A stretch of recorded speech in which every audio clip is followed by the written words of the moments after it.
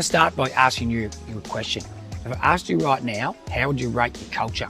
What would you actually say? Because when I ask that question to most people, they'll answer it to say, yes, it's pretty good, our team get along well, and we've got a good culture.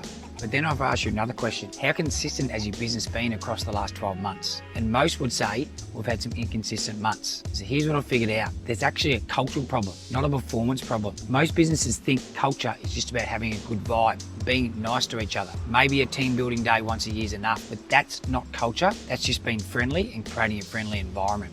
Real culture is a system, it's a framework, and it's something you build, measure, and review ongoing, just like any part of your business. And it's a part that I think that most people miss. So the All Blacks have won 70% of their games over the last 115 years. It's the best record of any sports team in history. And it's not because they've had talented sides.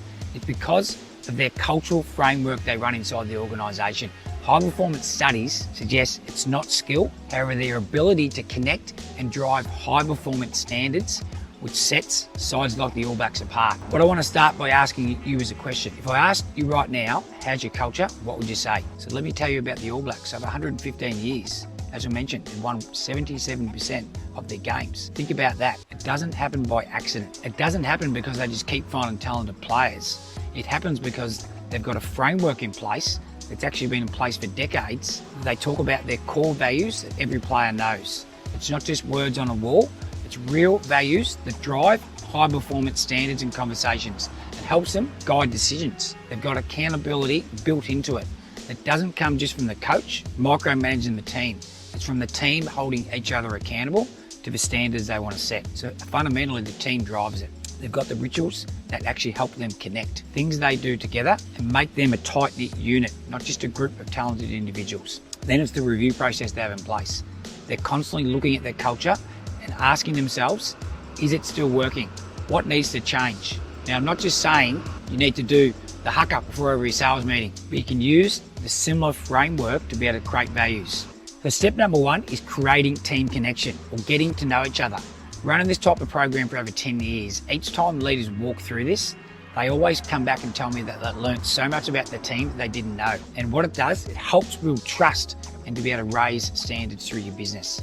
Step number two is then defining your business values. Not values that you think might sound good, real values, the things that actually matter inside your business, the behaviours that you want to see every day. You sit down with your team and we work this out all together as individuals, because the team helps you create it, they're actually going to follow it through and implement it. And the last part is about accountability. And I don't mean KPIs, I mean real accountability, where team members are going to hold each other accountable to those standards they're going to set, where it's not just about you as a leader policing everything. You need a framework, a way to check in, a way to measure, and don't just do it once a year. We do it regularly, weekly, and monthly. And then we talk about the review process to keep adjusting and developing our culture. It isn't just something you set and forget. You've got it, so we just keep looking at it and reviewing it. Keep asking if it's not working to continue to refine it like the All Blacks. They've been doing it for over 100 years and they're still refining it like we should too. So here's why this matters. Culture and performance are linked together. They're not separate things. When you've got strong culture, performance becomes easy and consistent. Your team's going to drive the results instead of you as the leader having to drive it for them. The business is run smoother, people stay longer, and ultimately it helps us attract better talent to our teams. When you've got a weak culture, everything becomes a battle. You're pushing, you're micromanaging, turnover's high, performance goes up and down. I've seen businesses completely turn this around just by getting their culture right. Not by changing their systems, not by changing their people, but building proper cultural frameworks inside their business. So here's your challenge. Stop thinking culture is soft. Stop thinking it's just about being nice to each other. Start treating it like a system, like a framework, like something you build, measure, and improve. So start to define your values with your team. Build the accountability system in, create those connection points, and then continue to review it regularly. Do that and you'll see your business start to improve rapidly.